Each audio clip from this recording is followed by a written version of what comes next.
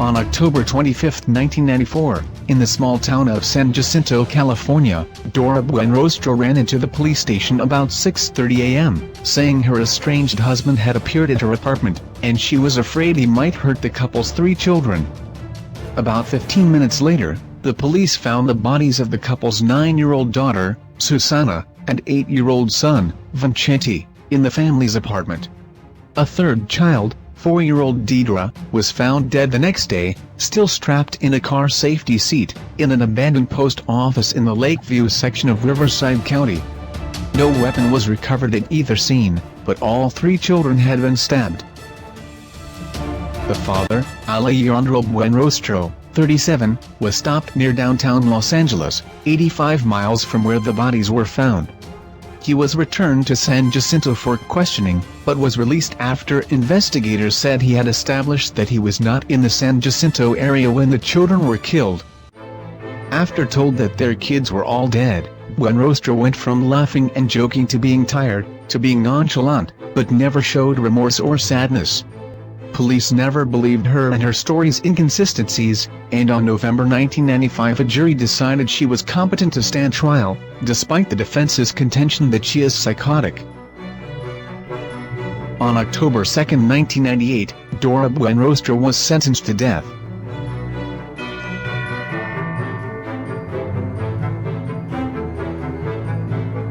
Celeste Carrington is on death row for the 1992 murders of 34-year-old Victor Esparza, a shoe factory janitor, and 36-year-old Kerry Lyn, a property manager at a Palo Alto real estate firm. Both victims were shot in the head at close range.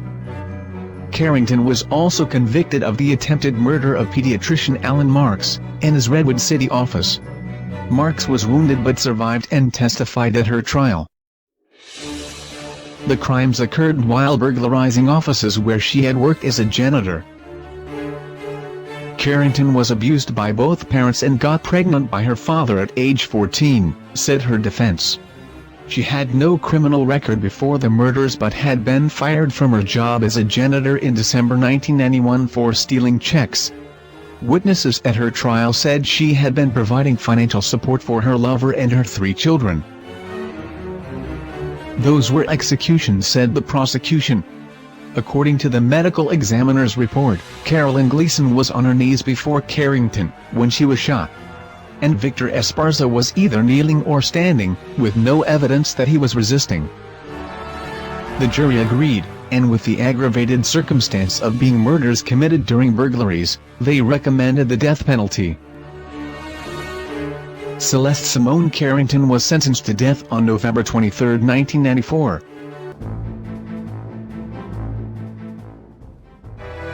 Cynthia Coffman was the first woman to receive a death sentence in California since the re-establishment of the death penalty, in 1977. She was convicted of the murder of 4 women, crimes that occurred in October and November of 1986. Coffman didn't act alone though. She was the twisted love and accomplice of an even more twisted guy, named James Gregory Marlowe. Coffman and Marlowe met just months before the crimes. Although Cynthia Coffman came from a devout Catholic family, at the time she had no goals in life, was a drifter, and was using drugs. James Marlowe was a low-life guy, in and out of jail constantly. In fact, Marlowe was incarcerated when the couple met. He was the cellmate of Cynthia's boyfriend at the time, who was serving time for possession of methamphetamines. During one of Cynthia's visits to the county jail, Coffman and Marlowe ended up meeting. James Marlowe was released on July 1986, before Cynthia's boyfriend, and he went straight to Cynthia's home. Their criminal career together had begun. On July 26, they were linked to the burglary of a home in Whitley County, Kentucky, making off with cash, some jewelry, and a shotgun. Days later, in Tennessee, they married. Cynthia celebrated the occasion by having her buttocks tattooed with the legend, "I belong to the Folsom Wolf." On the evening of October 11, 32-year-old Sandra Neary left her home in Costa Mesa, California, to obtain some cash from the ATM nearby. She never returned, though her car was found by police in a local parking lot. 2 weeks later, on October 24, her strangled, decomposing body was found near Corona, in Riverside County. 35-year-old Pamela Simmons was the next to die, reported missing in Bullhead City, Arizona, on October 28. Her car was found abandoned near police headquarters. 10 days later, on November 7, 20-year-old Corinna Novies vanished on a similar errand in Redlands, California. The last victim was kidnapped from a shopping mall in broad daylight. Her name was Lynel Murray's, and she had been reported missing by her boyfriend after missing a date on November 12. He found her car outside the dry cleaning shop where she worked, in Orange County, California, but another day would pass before her naked, strangled body was discovered in a Huntington Beach motel room. Police needed a break, and that came when the checkbook of Corinna Novies was found in a Laguna Niguel trash dumpster, tucked inside a fast food takeout bag, with papers bearing the names of Cynthia Coffman and James Marlowe. Around the same time, Marlowe and Coffman were linked to a San Bernardino motel room, where the manager found stationery bearing practice signatures of Lynel Murray's name. A glance at Marlowe's criminal record did the rest, and a statewide alert was issued for both fugitives. On November 14, police were led to a mountain lodge at Big Bear City, California, where the proprietor identified his latest guests as Marlowe and Coffman. When the suspects were found hiking along a mountain road, both surrendered without a fight. Within hours, Cynthia led officers to a vineyard near Fontana, where they found Corinna Novies, sodomized and strangled, lying in a shallow grave. Marlowe and Coffman were formally charged with that murder on November 17, and held over for trial without bond. If any further proof of guilt were needed, homicide investigators found fingerprints from both defendants inside Corinna's car, and Coffman had been linked to the Fontana pawn shop where some of the victims' belongings were pawned.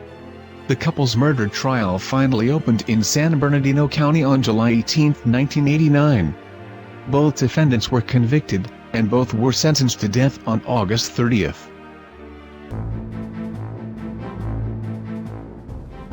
Susan Eubanks is on death row for the shooting death of her 4 sons, Brandon, 14, Austin, 7, Brigham, 6, and Matthew, 4.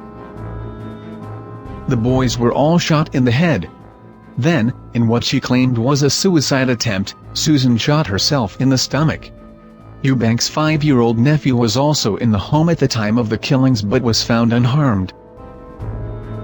On October 27, 1996, after spending the day drinking with her boyfriend, and taking Valium, they began to fight.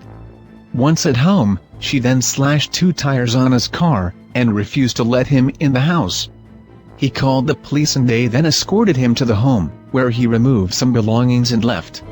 Right away he phoned one of the children's father and told him Susan went crazy and was talking about killing herself and the boys. The father then called the police asking them to check on the children. When deputies arrived they heard sobbing, and inside found the 3 older boys dead from gunshot wounds to the head. The youngest was not yet dead, so an ambulance was called to the scene. The 4-year-old died later at the hospital. Susan was also sent to the hospital, but after 5 days she was charged with 4 counts of first-degree murder. The trial began in August of 1999, and the motive prosecution alleged was revenge. Eubanks was anger toward their fathers and the boyfriend, whom had all chosen to leave her. She wanted the fathers to feel the pain of losing someone. The defense said the murders took place as a result of blacking out. It was claimed that after spending the day drinking and using prescription drugs, that she then became a robot and did what she thought would remove her pain. Prosecution remembered the jury that Susan was not suffering from a blackout because she had to load her weapon twice before she had finished, thus giving her ample time to realize what she was doing and stop. It was also noted that while she had killed her son's execution style, she had only shot herself in the stomach. She surely would know how to kill herself after murdering 4 people. The jury agreed, and in August of 1999, after just 2 hours of deliberation, found Susan Eubanks guilty on all 4 counts of first-degree murder. After 2 days, they returned with a sentence of death. The judge agreed with the sentence in October of 1999, and she was then transferred to the Central California's Women's Facility, where she remains on death row.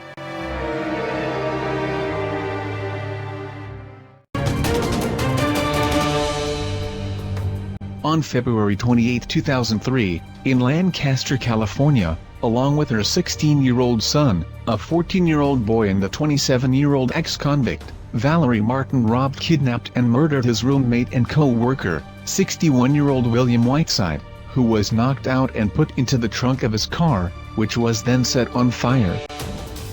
Basically, Valerie was a drug addict who chose to hang out with people much younger than her, including her 2 teenage sons.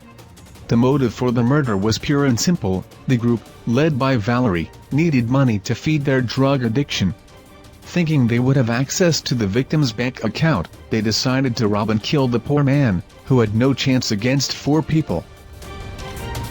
The next day, when the burned car was discovered, police had no idea that there was a body inside the trunk. They towed what was left of the vehicle and only 10 days later opened the trunk and found the burned body. It was easy, through ATM video footage, to link 2 members of the group that quickly began to tell the all-crime story. Valerie's co-defendants received life sentences without the possibility of parole. The 14-year-old boy, Valerie's son, who testified against his fellow co-defendants, accepted a first-degree murder juvenile conviction. On March 26, 2010, Valerie D. Martin was sentenced to death.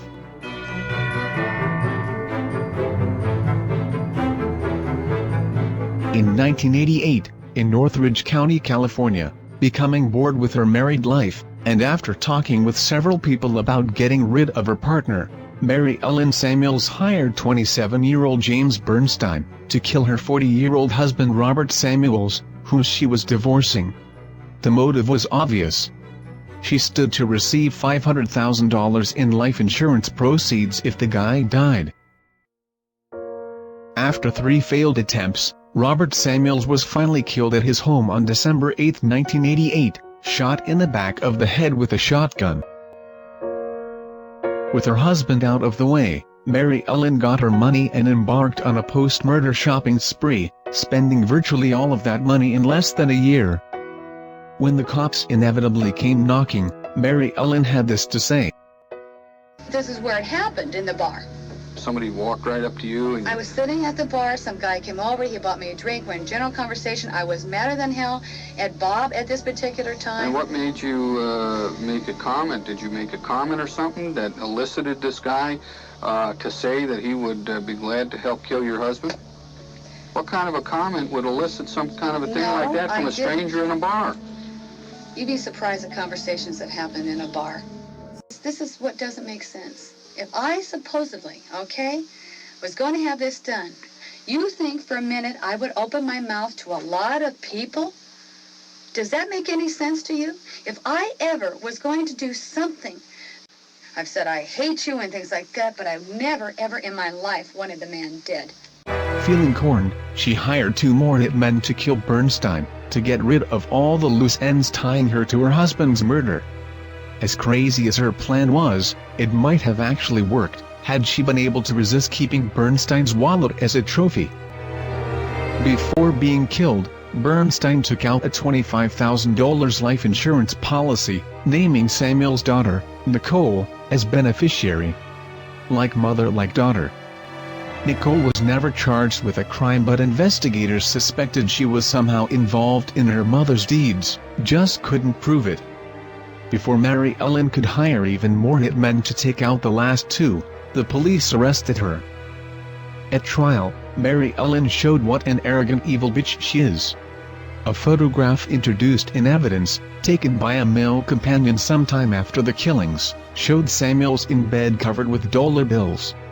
The jury had no difficulty in finding her guilty of multiple counts of murder with the special circumstances of soliciting murder, conspiracy to murder and killing for financial gain. On September 16, 1994, Mary Ellen Samuels was sentenced to death.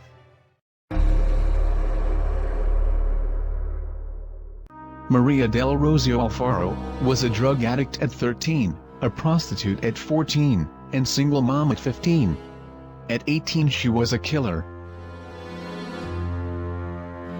In Anaheim, California, on June 15, 1990, Alfaro desperately needed money for drugs, when she tricked 9-year-old Autumn Wallace into letting her inside the family residence in Anaheim Hills. Autumn was home alone cutting out paper dolls, when she heard the knock on the door and saw Rosie, an acquaintance of her older sister. Autumn opened the door for Alfaro, who asked to use the bathroom. She took a knife from the kitchen before proceeding to the bathroom, located at the back of the house. She then coaxed Autumn into the bathroom on a ruse, and stabbed her over 50 times. Linda Wallace, Autumn's mom, found the body of her little girl, hours later in a pool of blood. After questioning neighbors, investigators quickly got Alfaro to confess to the crime during a police-taped interview. She stated she was high on heroin and cocaine when she stabbed Autumn. Later she changed her story, telling an unidentified man forced her to stab the little girl. Still later, Alfaro told police that 2 men drove her to the Wallace home, and one of them entered the house and forced her to kill Autumn. She refused to identify the man. The evidence from the crime scene only indicated that members of the Wallace family and Alfaro, based on her fingerprints and a matched bloodstained shoe print, were present in the home in the day of the crime. Rosie Alfaro was tried and convicted of first-degree murder with special circumstances on July 14, 1992. Alfaro was the first woman sentenced to death in the gas chamber, and at the time of sentencing was the 3rd woman on death row in California. In August 2007, the California Supreme Court voted unanimously to uphold her death sentence. On February 16, 2010, Tanya Nelson was convicted of 2 felony counts of special circumstances murder, the special circumstances being the murder of multiple victims, murder by lying in wait, and murder during the commission of robbery. She and 55-year-old Philippe Zamora, both from Roanoke Rapids, North Carolina, drove across the country to kill 52-year-old Vietnamese fortune teller, Ha Jade Smith, and her 23-year-old college student daughter, Anita Vo, in their home, in Little Saigon, Westminster, California. It was a revenge killing. Tanya Nelson had hired both women to get her ex-lover back, but the victims were unable to do that, so Nelson decided to rob and kill them. The profit of the robbery was some credit cards, expensive jewelry, and other items. On April 21, 2005, Nelson went to Smith's home with Zamora under the pretense of visiting and having Nelson's fortune told. Nelson formulated a plan to murder Smith and Vo, in order to rob them. Using knives from the kitchen, Tanya stabbed and murdered Vo, as Zamora stabbed and murdered Ha Jade. They left Jade face down on the kitchen floor. She bled to death after being stabbed in the head, face, neck, shoulders, and hands. They left Vo on the floor of the laundry room with her head jutting out into the hallway that led to the kitchen. Vo bled to death due to multiple stab wounds to her head, face, and neck. After murdering the victims, the pair attempted to wash the bloody kitchen knives and wrapping them in plastic bags. They then drove to Walmart to purchase paint, returning to the victim's home, and pouring white paint on Jade and Vo's heads and hands. Zamora covered Vo's face with a black shirt. The next day, while the murderers arrived home in North Carolina, the Westminster Police Department received a call from a concerned friend who had not heard from Vo, and asked that she be checked on. Police then went to the home and discovered the grisly scene. The next month Tanya returned to Orange County for a South Coast Plaza shopping spree, after purchasing plane tickets with the victims' credit cards. Westminster police detectives arrested her at the Santa Ana Holiday Inn, on May 30th. At the time of her arrest she had the victims' stolen credit cards, identification cards, and designer luggage in her possession. Philippe Zamora was arrested June 1, 2005, at his North Carolina home. He pleaded guilty to 2 felony counts of first-degree murder and was sentenced to 27 years to life in prison.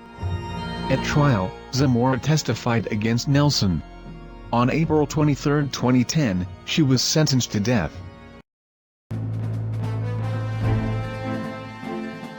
Sandi Nieves was sentenced to death for murdering her 4 daughters, and then setting their home ablaze, on July 1, 1998. Jacqueline Marie Folden, 5, Crystal Dawn Folden, 7, Rachel Holly Nieves, 11, and Nicolette Amber Nieves, 12, were clad in their pajamas when they were found dead in sleeping bags in the kitchen. The woman's 14-year-old son, David, was briefly hospitalized for smoke inhalation. Nieves killed her children to prevent their fathers from getting custody. The 2 fathers are Dave Folden, who had 2 children with Sandi, and Fernando Nieves, who had 3. Santa Clarita, California, 1998.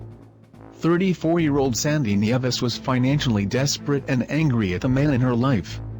A boyfriend had just left her, and she was engaged in a child support battle with an ex-husband.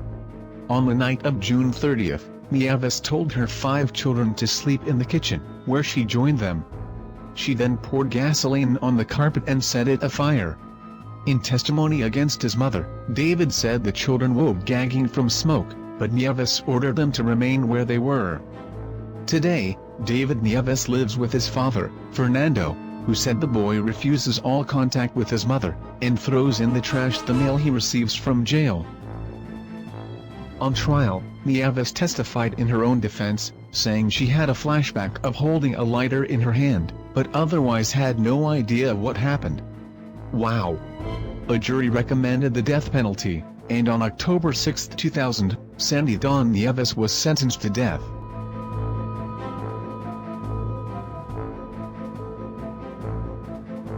Janeen Snyder and accomplice Michael Thornton were convicted of kidnapping, torturing, sexually abusing and killing 16-year-old Michelle Curran on April 17, 2001. Michelle Curran was kidnapped from her Las Vegas neighborhood in late March 2001. 2 weeks later, her nude body was discovered inside a horse trailer in Rubidoux. She had been tied up, sexually assaulted and shot in the head. Curran's last moments were especially brutal.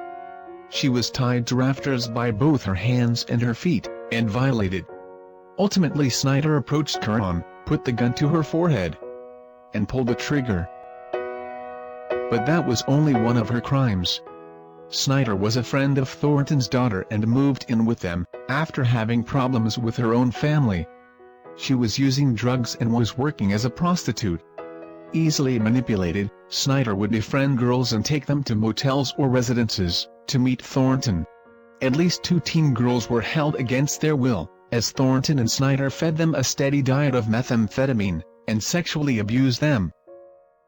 At Snyder's trial, 2 other teenage girls testified of how Snyder lured them to a hotel where Thornton raped them. Snyder also confessed to killing a 14-year-old girl who had been missing for over 5 years. Michael Forrest Thornton was sentenced to death and admitted into San Quentin prison on September 13, 2006. A week earlier, Janeen Marie Snyder had already been sentenced to death.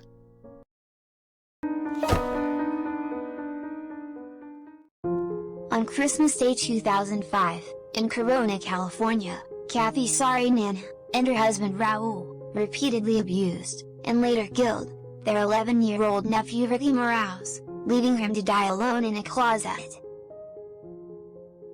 The next day, Kathy called 911 to report Ricky's death, and told investigators that he had been disciplined, after refusing to eat his breakfast. An autopsy showed the boy died from massive internal damages. The medical examiner also found multiple external traumatic injuries. Scars on Ricky's body were consistent with being whipped with an electrical cord, or similar instrument. Ricky's scrotum was damaged with a penetrating laceration, and his scrotal sac was severely damaged. There were multiple scars to Ricky's scalp, primarily centered on the back of his head. Finally, there were multiple circular injuries consistent with cigarette burns, located throughout Ricky's body, that were determined to be at least several weeks, if not several months old. Raul Sarainan told police that on Christmas Day 2005, Ricky was not eating, which his aunt viewed as an insult. Raul told investigators he ordered his nephew to clean the bathroom, and when the boy appeared to be going too slow, he kicked him. He threw the boy in a bedroom closet as a disciplinary measure, and when the child appeared to be trying to get out, he kicked him again. The Serranos apparently returned to the closet hours later, to find their nephew dead. As if this story couldn't get any worse, the day after Ricky's body was found, police found his older brother's body stuck in concrete outside the home. Investigators say 13-year-old Conrad Morales was killed in Washington several months earlier. At the time, Kathy reported the boy missing to the police. Soon after, they leave Washington and went to Corona, California. Ricky and Conrad Morales were brothers, that were born into a family and system that practically guaranteed that they never stood a chance. They were born to a drug-addicted mother, who sold drugs to support her habit.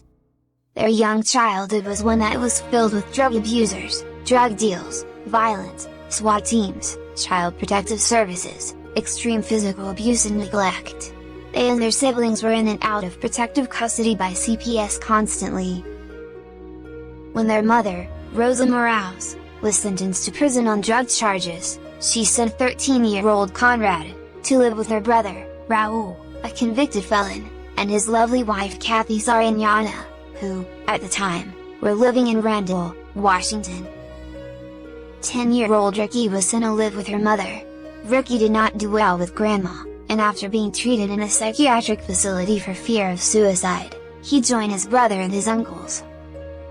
We know what went down there next.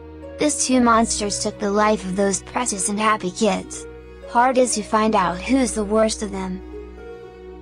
They were tried together, and, after conclusive evidence of the abuse the kids suffered at their hands, both were convicted of murdering their 11-year-old nephew Ricky Morales. In March 2009, both received the death penalty. Kathy Sariñana is awaiting execution at the Central California Women's Facility.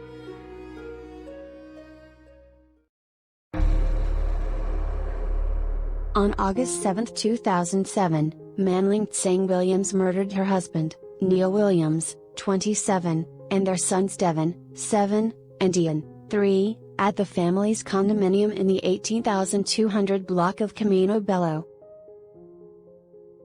After smothering Devin and Ian in their bed, with a pillow, Manling savagely, brutally and viciously attacked her husband with a katana sword. Neil Williams was stabbed and slashed almost 100 times in the attack. Her motivation was a narcissistic, selfish and adolescent desire to start a new life with another man, free from family life. In the months before the murders, Manling Williams had reconnected through the internet with an old friend and began a relationship with him. A jury convicted Manling Williams of 3 counts of first-degree murder in 2010, along with the special allegations of using weapons and lying in wait. She was sentenced to death on January 18, 2012.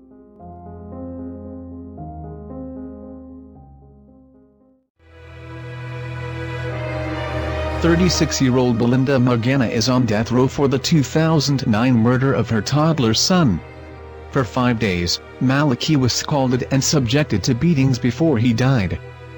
Belinda's boyfriend, 42-year-old Naresh Nareen, was also convicted and need to receive the death penalty for the crime. The two defendants, who had only lived together about 2 months, did not seek medical care for the child and instead spanked and beat him when his cries disturbed them. In Corona, California, on Mother's Day 2009, after a picnic at a local park, Belinda reported to police that her 2.5-year-old son, Maliki, was missing. She later would lead police to a shallow grave in Lytle Creek, where they had buried the body of the little child. At trial, it was proven the child was scalded in a shower, and other than his mother applying an ointment, the defendants did not seek medical help because they feared getting in trouble. The day after the boy succumbed to his injuries, the wicked pair buried his body after going to a party in Apple Valley. There was also evidence from family members that Magana treated Maliki, conceived in a rape, differently than another son who is about 2 years older. After the murder, the other son went to live with a foster family and was adopted. For this repulsive and disgusting crime, the couple were found guilty of first-degree murder, torture, mayhem and child abuse, in the death of 2.5-year-old Maliki Magana. Belinda Magana was sentenced to death on May 2, 2015.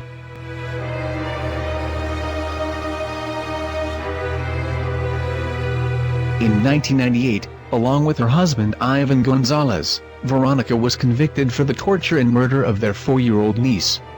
Little Jenny Rojas was beaten repeatedly, burned with a blow dryer on her face and upper body, and handcuffed and hung from a bar inside a closet for hours at a time. Jenny was sent to live with the Gonzalezes and their 6 young children in Chula Vista, because her mother was in drug rehabilitation and her father was in jail for child molestation. On July 21, 1995, she was pushed into bathwater so hot that her skin peeled from her body. An autopsy found that she had been burned to death over a period of about 2 hours. On May 1998, a jury convicted Gonzalez of first-degree murder, with special circumstances of torture and mayhem. Ivan Gonzalez was tried separately and also received the maximum sentence, making them the only husband and wife sentenced to death in California. On July 20, 1998, Veronica Eulia Gonzalez was sentenced to death. On August 28, 2006, in Corona, California, 22-year-old Marvin Gabriel and 28-year-old Milton Chavez met Brooke Rottiers while drinking after work at a High Grove bar. Rottiers, an ex-prostitute, led the day laborers to believe she would have sex for money and had them follow her and her friend, Franchune Epps, back to the National Inn Motel, where Rottiers lived with 34-year-old Omar Hutchinson, a small-time drug dealer. Once inside the motel room, Epps pulled a gun and held it on the victims while Rottiers and Hutchinson stripped them and stole their money and valuables.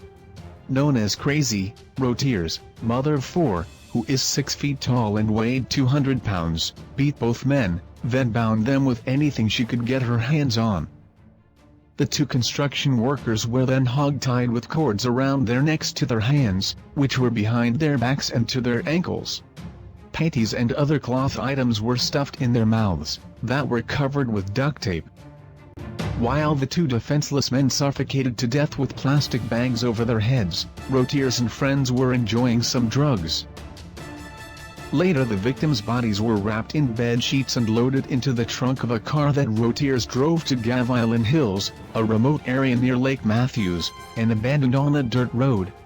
The car and the men's remains were found the next day by a resident.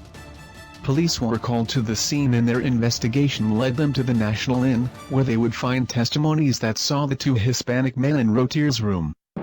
There, investigators recovered DNA from items such duct tape, that later was matched to items found with the dead bodies. The DNA belonged to Rottiers. All 3 defendants were linked to the brutal killings. Omar Hutchinson and Franchune Epps were convicted and sentenced to life in prison. On June 23, 2010, Rottiers was convicted of 2 counts of first-degree murder in the slayings of 22-year-old Marvin Gabriel and 28-year-old Milton Chavez. With the special circumstance that the murders were committed during the course of a robbery, jurors decided to apply the death penalty in this case. On October 22, 2010, Brooke Marie Rottiers was sentenced to death.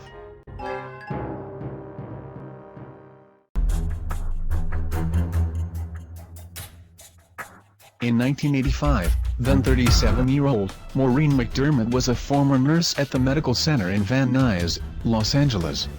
She hired Jimmy Luna, a co-worker, to kill her male roommate, 37-year-old Stephen Eldridge. The motive was to collect her roommate's $100,000 mortgage insurance on the house they co-owned. On April 1985, in the Van Nuys home he shared with McDermott, Eldridge was stabbed 44 times. 3 months after the killing, police arrested Jimmy Luna. He soon implicated McDermott and she was arrested a month later. Luna agreed to plead guilty and testify at McDermott's trial. He admitted recruiting brothers Marvin and Dunda Lee to assist in the murder. The Lees received immunity for their testimony. Luna, who was on the stand for 5 weeks, including 8 days of cross-examination, received life imprisonment without the possibility of parole. Luna told the jury that McDermott promised him $50,000 to kill Eldridge. A month before the fatal attack, he and Marvin Lee made a first attempt, but Eldridge pushed them out of the way and ran out. In addition to having been repeatedly stabbed, Eldridge had his penis cut off after he died. Luna said that was done at McDermott's insistence, in order to make it appear that the killing was a homosexual murder that McDermott surmised the police would not vigorously investigate. Maureen did not testify, but her trial lawyers insisted that she had nothing to do with the killing and that Luna and Elise could not be believed. McDermott spoke publicly for the first time at sentencing, denying that she had anything to do with the murder and calling prosecutor Catherine Mader, now a Los Angeles Superior Court judge, a power-hungry woman with so little integrity. She ended up being convicted and was sentenced to die in the gas chamber, on June 8, 1990.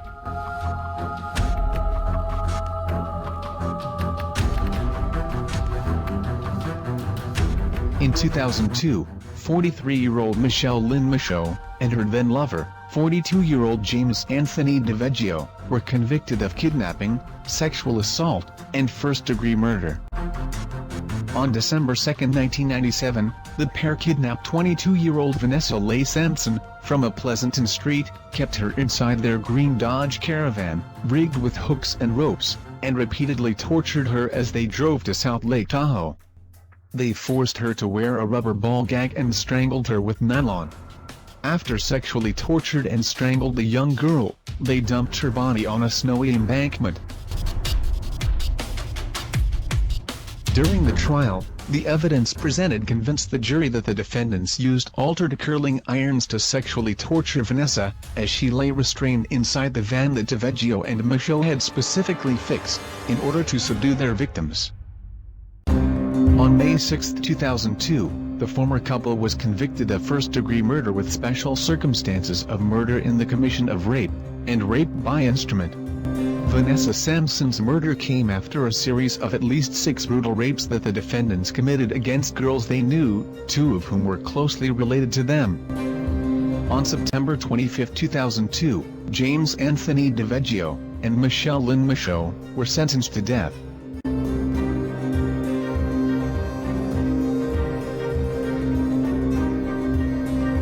Kerry Lyn Dalton was convicted and sentenced to death for the 1988 torture and murder of 23-year-old Irene Melanie May, in Live Oak Springs, California. Dalton thought Melanie had stolen her jewelry and decided to give her a lesson.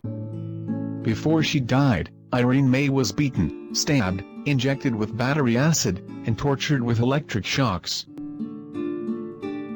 On October 28, 1992, more than 4 years after the murder, and without Irene's body been found, 39-year-old Kerry Lyn Dalton, 29-year-old Mark Lee Tompkins, and 28-year-old Cheryl Ann Baker, were arrested after implicated themselves in the murder when they admitted, and in several instances bragged, about their roles in the crime. Tompkins and Baker confessed to the horrible crime, implicating Dalton, but she never admitted her participation.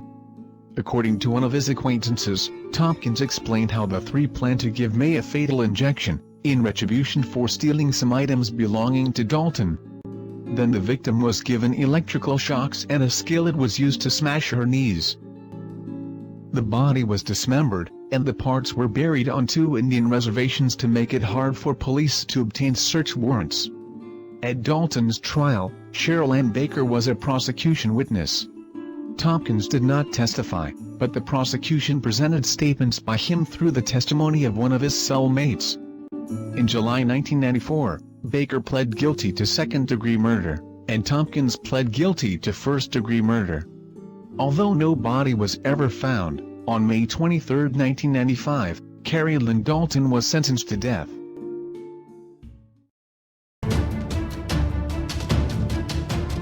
On August 29, 1990, Catherine Thompson was arrested at her San Fernando Valley apartment, on a charge of conspiracy to commit murder.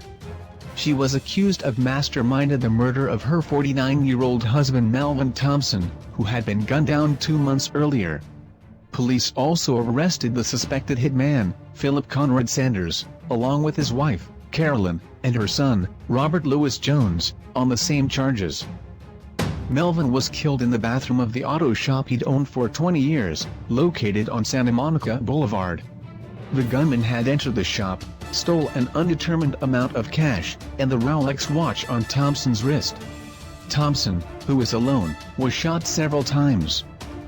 Catherine, Melvin's wife of 10 years, told police that she had just arrived at the shop to pick up her husband when she heard shooting.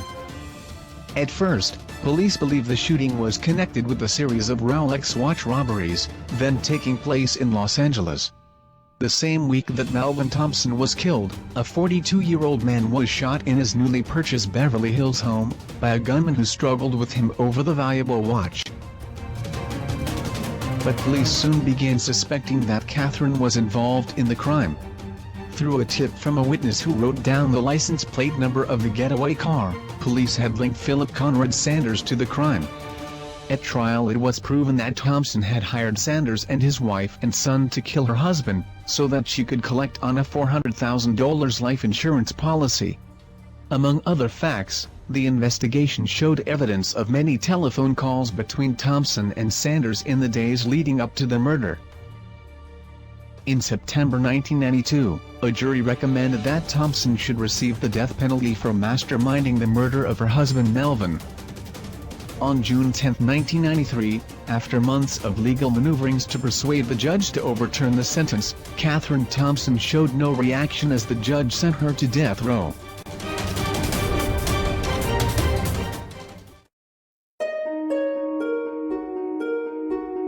November 22, 1999, seeking revenge against her husband for their failing marriage, 42-year-old Socorro Caro cold-blooded murdered 3 of the couple's young sons, in their Santa Rosa Valley mansion.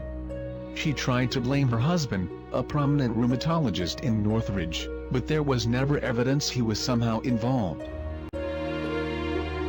11-year-old Xavier Jr., 8-year-old Michael, and 5-year-old Christopher were shot in the head at point-blank range.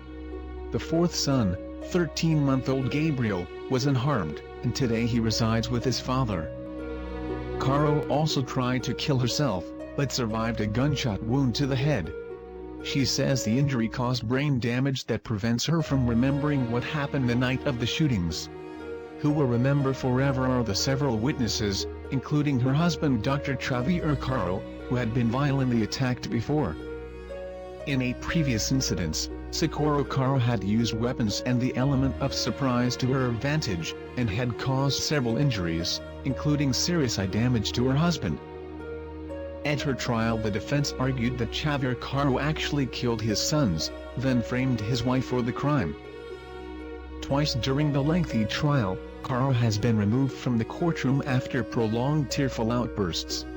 In October 2001 she took the stand in her defense, and pleaded not guilty by reason of insanity.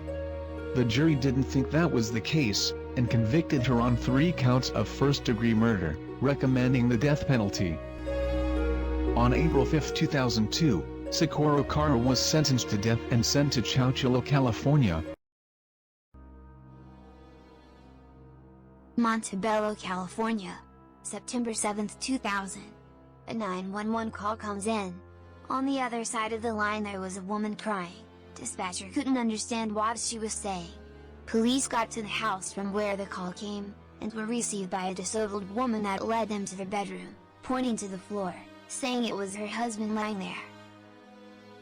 41 years old Frank Rodriguez was dead. As police couldn't see any trauma to the body, they asked the wife what happened. Her name was Angelina, and she said 3 days earlier she had rushed her husband to the ER complaining about chest pains. Doctor said it was food poisoning and sent him home to rest for a couple of days. Well, a couple of days later he was dead. The medical examiner couldn't find a reason for Frank to have died. He had no wounds, no bullet holes, no stabs, nothing visible. Even toxicology tests came negative. Frank's death was a mystery. Frank and Angelina have been married for only 5 months. Rodriguez tried at least 3 times to kill her husband Frank, finally succeeding, on September 9, 2000, by spiking his Gatorade with antifreeze. Her motive was a $250,000 life insurance policy. The insurance company only would pay her if Frank's cause of death was determined. So, She elaborated a plan to blame Frank's co-worker that had nothing to do with the case.